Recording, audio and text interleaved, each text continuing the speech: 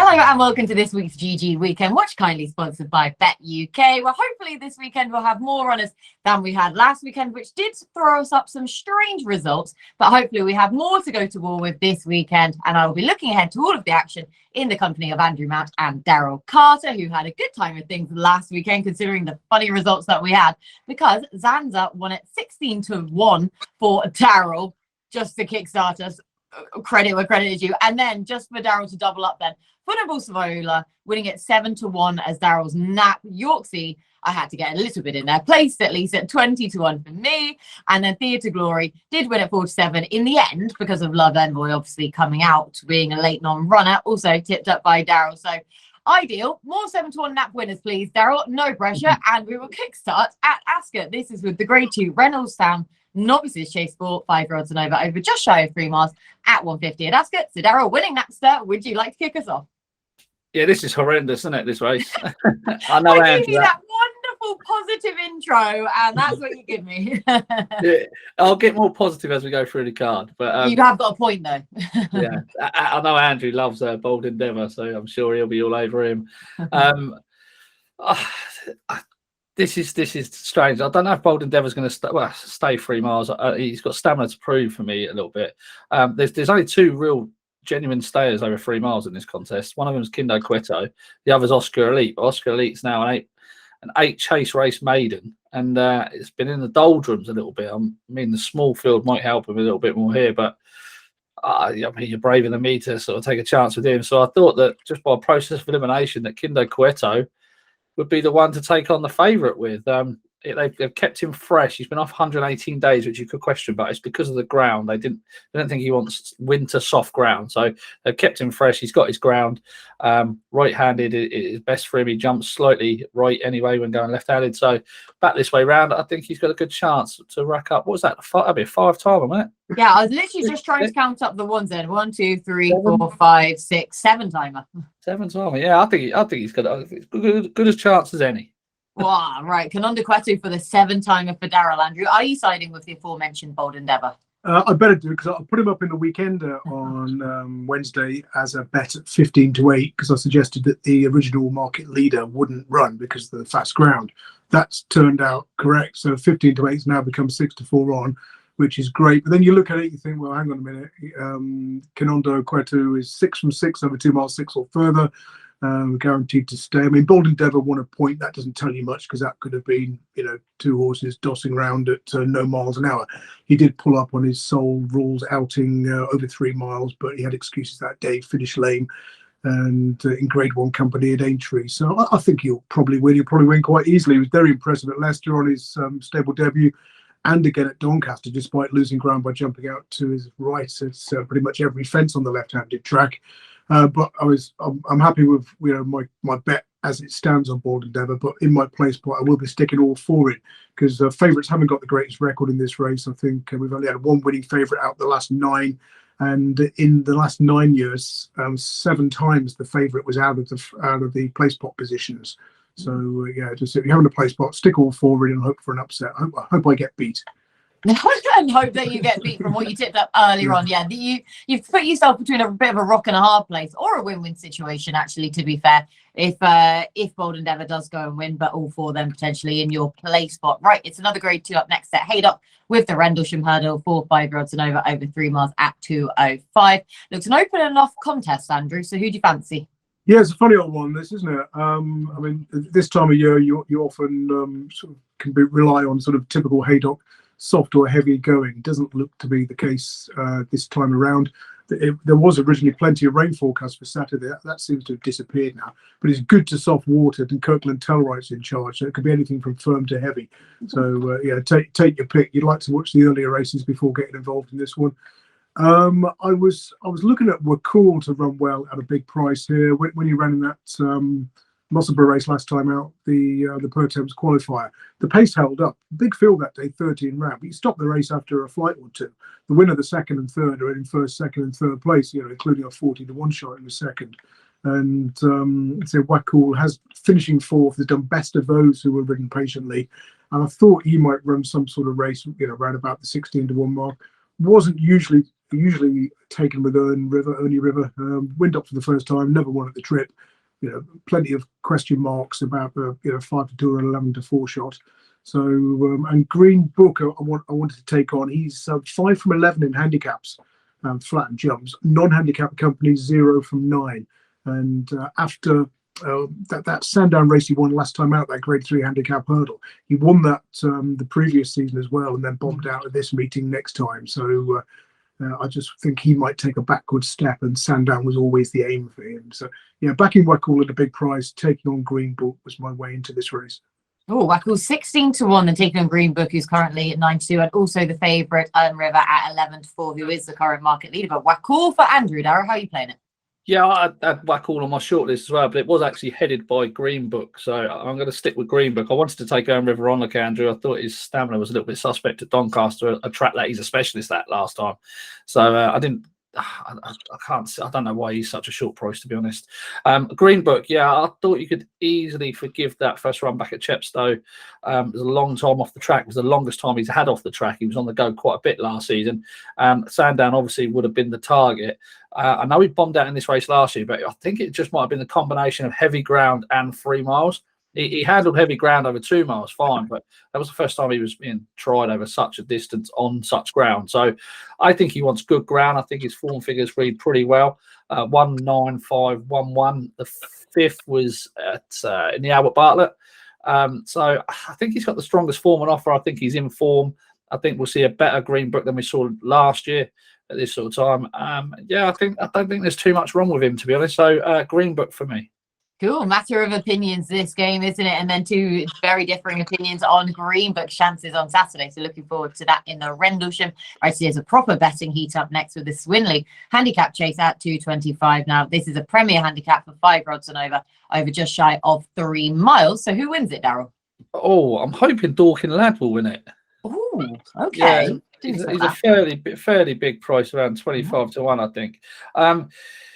This is highly competitive, of course it is. Like, you can make cases for loads of these. Captain Nord being one, Rebels Hill, Danny Kerwin, Phoenix Way, like Sporting John, loads of them. But I just think this horse is unexposed. I think he's been missed by the market a little bit as well, because he unseated his rider at Kempton at the first last time. So he got no further than first. Quickly turned out 8 days later. He absolutely dotted up at Kempton in November. Like, really, really won well. I was quite taken aback by it. It was easily a career best performance from him. And he'd always been threatening to want a stiffer stamina test. And I think 3 miles will really suit him. In November, he chased home Frere Darms at Kempton as well. I mean, he does like Kempton. I would prefer this at Kempton, but we're not there. Frere Darms, he chased home Frere Darms and Haddock's Desobo. Haddock's Desobo is now rated 146, £20 higher in handicap. Frere Darms is 16, 17 pounds higher. And he came from like deep in midfield, and he was just staying on really strongly. Even crossing the line, you sort of don't know how he's going to finish third, and he stayed on really, really well. I just think he's been crying out to go up and trip. I think he wants a stamina test. I think he's by Sholokov, the same as like Shishkin. So I'm with Shishkin later. So hopefully that turns out to be true, that they do want a stamina test. And his rider claims £5 off him. So I just think he's really well handicapped, and he's unexposed at the trip. He's only an 8-year-old. I think he'd go well. 25-1 is too big. That form has really worked out well, hasn't it? That November Kempton handicap chase. God, I've just, as you were speaking then, I was going through it all, and my goodness, it really is. So yeah, Sholokov, God, who siding with him here. Dorking Lad then, 25-1 is a very fair price for Daryl. Andrew, who do you like? Yeah, funny old race. I mean, I thought Captain Nord was short enough at the top of the market at 9-2, given that he's won just once from his last 18 starts. That, of course, was the big Kempton race next Saturday, the race that was formerly the Racing Post Chase. So he's entered in that still. So I'm not quite sure what the plan is, whether to run in both or whether he's coming here instead of that one. And maybe they're aiming Kitty's Light at that one, although both ran it last year. But yeah, given his recent strike rate, I think you've got to take him on at this price. Revels Hill needs it softer. He's got cheap pieces on for the first time. I thought he was vulnerable. Lascarlin, I thought, was the strongest of those at single figures. Danny Kerwin's still got to prove that he can prove conclusively that he stays a stiff 3 miles in a strongly run race. I did think he's kind of like a place pot horse, because he's got a good record at Ascot. I think it's 2 wins, 2 seconds from 5 starts, and even if he doesn't quite last term, he'll probably be in the first 3 or 4.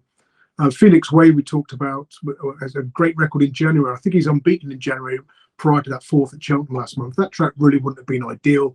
So we're not exactly far from his peak time of year. He's a course winner. I thought this track would suit him better than Cheltenham, and Phoenix Way could sneak into the frame. He's 7-1 from 10-1 since I started looking at this race about 11 o'clock this morning. Neon Moon was half interesting, comes from the back of the field, got there too soon at Taunton last time, just got chinned. I think he traded at 101 in running. It's all sharp track form, though, so whether Ascot's going to suit, he hasn't run here before, remains to be seen. One True King had a squeak for Twiston Davis Yard at 16s. And Sporting John has won first time after a Windop previously, albeit over hurdles. He's back from wind surgery this time, but he's something of an enigma, and I don't think I could bring myself to back him. Daryl makes a good case for Dorking Loud, but it might be an afterthought after that unseat. The Wolf's a small field merchant. Nocto Volatus might be out of his class here. And Regal Encore, the 15-year-old, my goodness. Wouldn't it be great to see him run a good race before being retired? But been saying that for the last 2 years, every time he runs at Haydock. So isn't it interesting that Aidan Coleman's on him? Yeah, Aidan Coleman's on him instead of Sporting John. That's quite interesting, isn't it? Yeah, who's on Sporting John? Let's have a look. It's Tom on, yeah.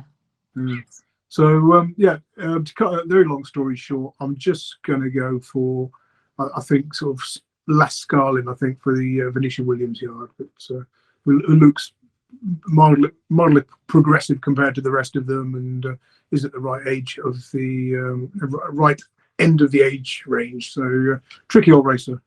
I was enjoying that long story. That was comprehensive rundown. Every single horse we've gone through there for either a positive or a negative for this. Well, I didn't mention Fahrenheit or Fahrenheit, so there's your winner. Yeah, there you go. The one horse you didn't mention, the other Venetia Williams horse to come along and capture Lascalin then on the run-in. Now, I thought the first market I looked at, it had it priced up with Captain Nord favourite from Phoenix Way, and I thought that the market had it completely spot on. Now I'm looking at a whole load of other markets, and they've got Phoenix Way, like I say, backed in from 10-1 into 7-1, because I was completely between the pair of these two. I literally could not decide between Captain Nord and Phoenix Way. There's so little to separate them, and I think that the pair of them are going to be ridden similarly here as well, obviously with their hold-up style, or at least taking a lead into mid-division. So I'll back both anyway, because if I sided with one, I'd just end up picking the wrong one. But for the purposes of this podcast, I'm going to hope that Captain Nord, this has been then the target for him, back on his last winning mark, which, as you say, Andrew, did come in that aforementioned super competitive Coral Trophy handicap chase at Kempton, where admittedly he was aided by the pace burner on that occasion, but he hasn't been seen quite in that order subsequently. Yet last time that was a major bounce back to form for him, finished second in the Sky Bet, and I just think it's very interesting that he is here. And he is also entered up in the Kempton race, as you say, whereas last year they went Sky Bet to Kempton. But is he trying to win this and get a penalty for the early closer then for next weekend's race? I don't know. I don't know what they're trying to do here. But for the purposes of this podcast, Captain Nord, but I will also be back in Phoenix Way now that I've seen his price there. Right, stay us to the 4 in our next race. This is the Grand National Trial Handicap Chase, now a Premier Handicap for 5 rods and over 3 mile 4 at 240 at Haydock. Now, not necessarily the usual conditions we tend to expect for this race, admittedly, Andrew. So who are you siding with? Yeah, funny old race this time, isn't it? It's not run on heavy ground. Last season we had 3 finishers. One of those was Time to Get Up, who's the same price this time around, 33-1, third promoted to second. Pulled up in the Welsh National last time, but we've seen horses like sort of Cyclop and Django pulled up in that race, win already this month. So that was a real grueling test. I wouldn't be surprised to see him do better. He won't mind this sort of ground as well. If the good to soft description is accurate, don't hold your breath. Cloudy Glen been off for 385 days, but because we've seen how well he can go fresh, and I thought he could run a race at a big price, 20s from 25s for Venetia Williams. Fortescue, I was a bit gutted he didn't go for the Ascot race. I think they've come here looking for softer going. But he's a horse who tends to do his winning in fields of 9 or fewer runners, maybe 11 or fewer. Put him in anything bigger, he tends to get crowded, drop back, and then come again when the field thins out later. So he's not for me. Quick Wave is another one who was pulled up in the Welsh National last time, and yet another Venetia Williams horse. He could go all right. Bristol de Mail can't have him on my mind. 12-year-old on this ground, he's under 12 stone. I know he loves the track, but that was That was a long old time ago, wasn't it? He was promoted to. If you look at the Roll of Honour in this race in recent years, it says he won it last year. He didn't. He finished second by 7 lengths, and was promoted to first after they subsequently chucked out the winner for some offence or other. And FONTAINE Collonges heads the market, and he was only fourth to Remastered at Kempton last time, but they've gone too quick in that race. You know, I think he's the only one of the first 7 home who've raced prominently in the early stages. So I thought he'd run a good race. I did tip that one of the weekend. I'll go FONTAINE Collonges, but it's a bit of a minefield. It is, isn't it? 5-1, then FONTAINE Collonges for Andrew. Daryl, who do you like? Yeah, no real strong opinion, to be honest. Bristol de Mar did win that Betfair Chase, though, on good ground when everyone said he couldn't win it. In 2018. Yeah, I know, yeah. I mean, I don't like him anyway, Andrew, don't worry. The one I like is... I'm not worried. If you tip him, might get a shorter price when we're laying for a place on Saturday. The one I like is Cloudy Glen, 2 for 2 at Haydock. Form figures of 11141. Fresh. This could be like a bit of a spin before going to the Grand National or something like that. So I wouldn't go in too hard. But I thought he was the most interesting runner in the race for me. Sean Quinlan's down to ride, but he's also down to ride at Ascot as well. So I don't quite know what's going on with that either. But Cloudy Glen was the one that made most appeal. He's a horse you want to catch fresh. Obviously won the Labrador Trophy last year in good style. He stays all day. He doesn't mind what the ground does, and he'll do for me. Yeah, it's interesting, isn't it, with these jockeys at the minute? I guess so many of them. I heard an interview there earlier on with Gavin Sheehan earlier in the week to say, well, you're just looking at the ground to see where you're going to go, what horses are even going to run. So there'll be double jockings up of a whole load of jockeys. But yeah, Sean Quinlan on Cloudy Glen at the minute at 20-1, his current price. Over the smaller obstacles at Ascot now. This is a handicap hurdle for 4-year-olds and over 2 mile 3 at 3 o'clock. Another open race here, Daryl. So who wins it? Oh, sorry, I'm just watching Hidden Valley Lake. Oh, no, give us a running commentary, because you two can see the screen where I am. I can't see any screens. I'll go He's first. trading at 6-4, haven't been odds on. He's being swamped. This horse just finds, though, doesn't he? Finds and finds and finds. I don't think it's been ideal that he's had to make all of his own running. He's narrowly ahead, but you've got his stablemate Monty Star right up on his shoulder. Is he on the inside? Because it's not been the place to be at Clonmel this afternoon. No, he is finding plenty, though. You sure? Or if he snatched at that last. I've got the drones, Daryl. I'm about 3 seconds ahead of you. He's lost. Is he finding? He's finding plenty, isn't he? Go on, get over that blast, boy. No, they've washed down and weighed in already. You're behind. He's been headed again. God, they're going toe to toe here. He's been beat. You've got to get those drone pictures, Daryl. They're only a tenner a meeting. He's been beaten. Yeah. By Monty Star. Sorry? By who?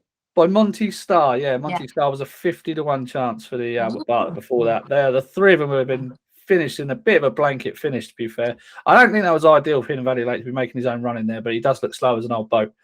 So potential implications there as live on this podcast for the Albert Bartlett. You wish you had got 50-1 then about Monty Star before I did have 20 quid at 50s just in case he was impressive. But oh, well done. See, you're crossing over your podcast now, Daryl. You got your Cheltenham one. It's fluidly moving into your Ascot preview now for Saturday and everything else. So well done for being so flexible with it. Right. What did you say? 3 o'clock. 3 o'clock at Ascot. Yeah. 3 o'clock. Right. On with Petit Tonnerre, 14-12. I think his performance at Newbury has been a little bit underappreciated. He's a 4-year-old. He's very inexperienced. He was trying to give weight to Red Risk, who went and was narrowly beaten next time in the Lanzarote hurdle when half the field didn't finish. Petit Tonnerre went off 14-1, I think, for the Lanzarote. He was obviously badly hampered by that faller at the start. Could obviously run no sort of race, so he basically didn't run there. He's coming here. I think he's the best horse in the race. I think he's more importantly, I don't think he's well handicapped, but I think he's solid to run to his rating. Whereas I think a lot of these you have to question about whether they can or not. So I just thought this might be a good opportunity for him to at least run into the frame at a double figure price.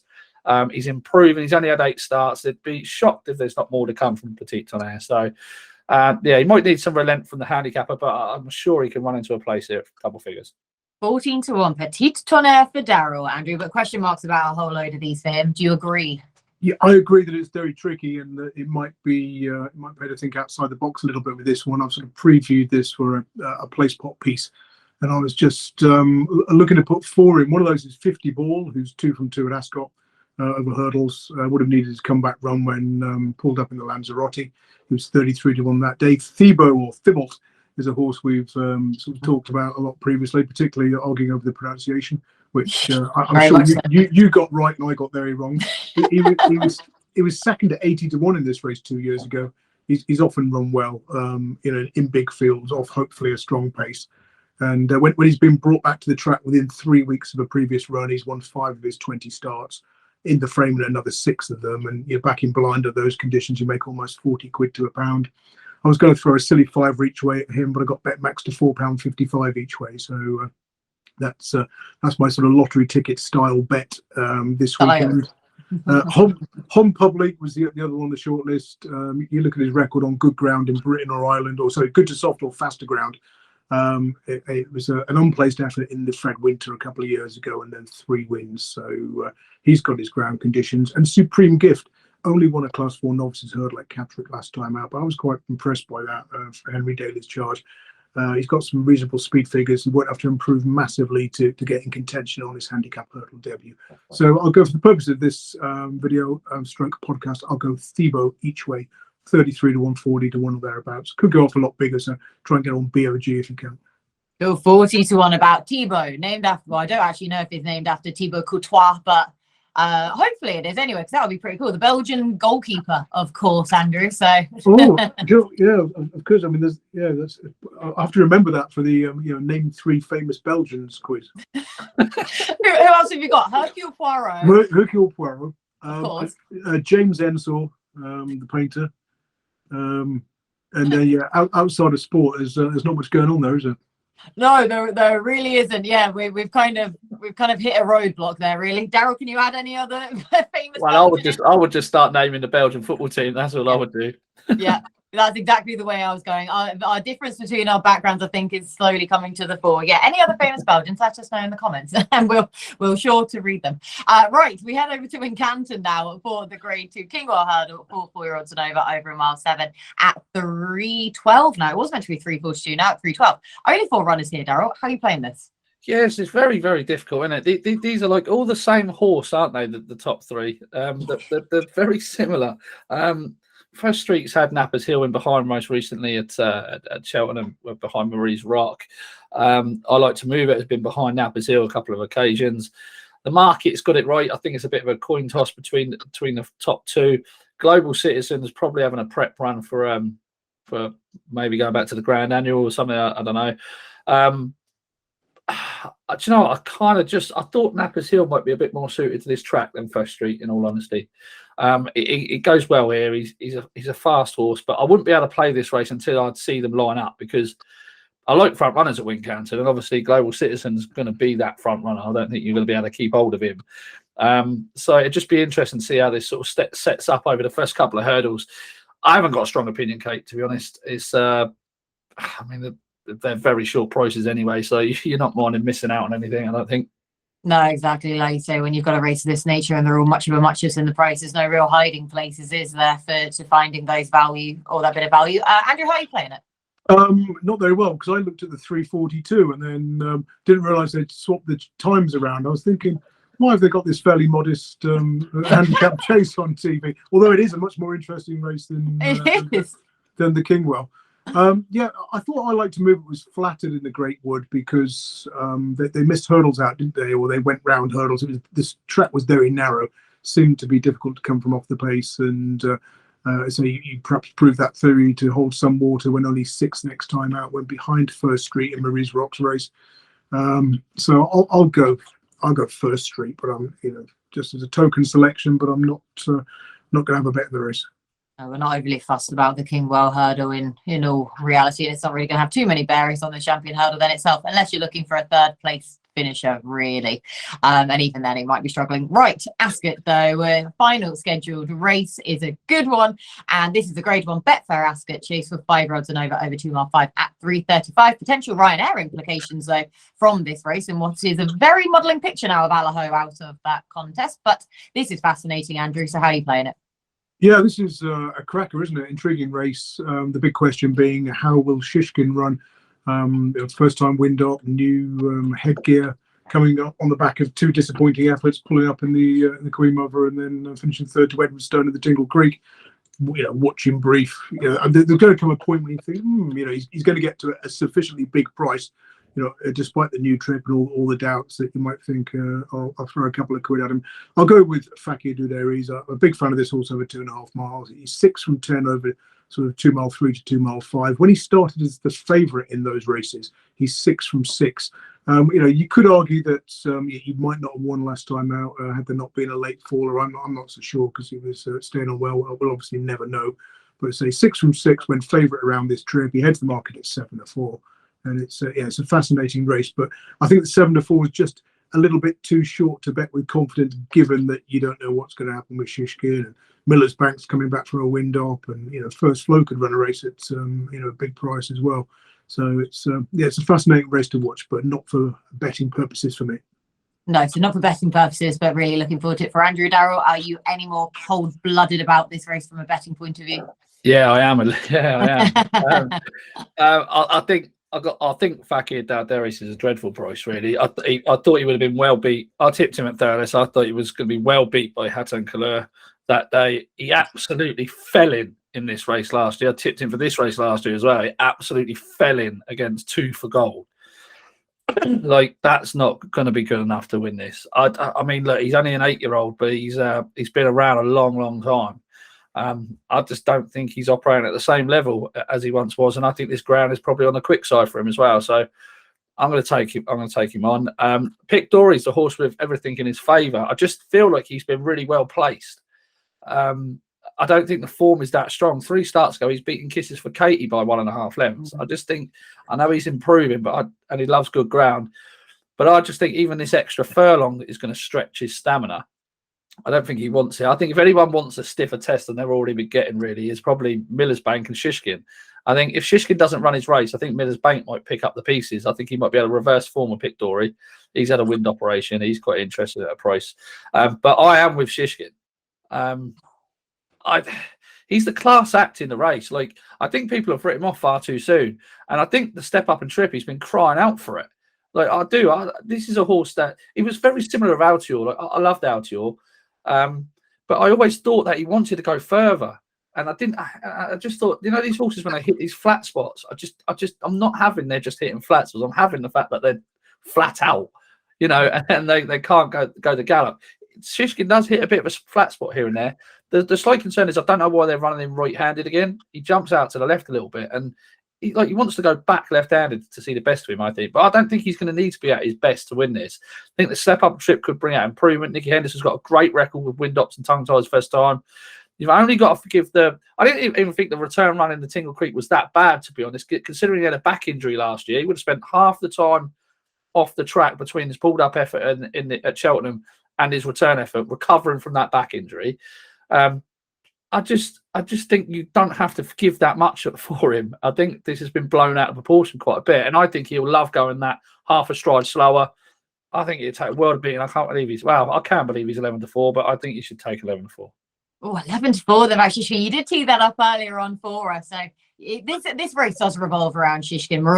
We've all said that, and we're all admitting that this entire race is as judged on what Shishkin is nowadays, and if any of those scars of any of those ailments he was suffering with beforehand have left any sort of a mark on him. So for that reason, I'm with Fakir Dudairi. I agree that the ground is on the quick side for him. I also agree he would have been beaten. I know a few people have made the case that, oh no, he wouldn't have been beaten.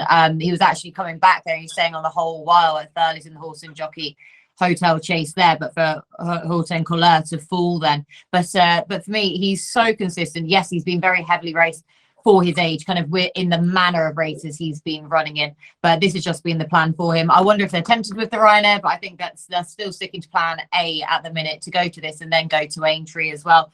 And for me, he's just the consistent one rather than Pick Dory. I mean, he may well get his uncontested lead, Pick Dory here on the front end, Makel, but I think that's what he really needs. Shishkin's got, for me, he's got more answers, questions to have to answer anyway. I just wonder if it's just left that scar. I don't even know if First Flow is going to run here because the ground's going to be on the quick side. Likewise, Miller's Bank.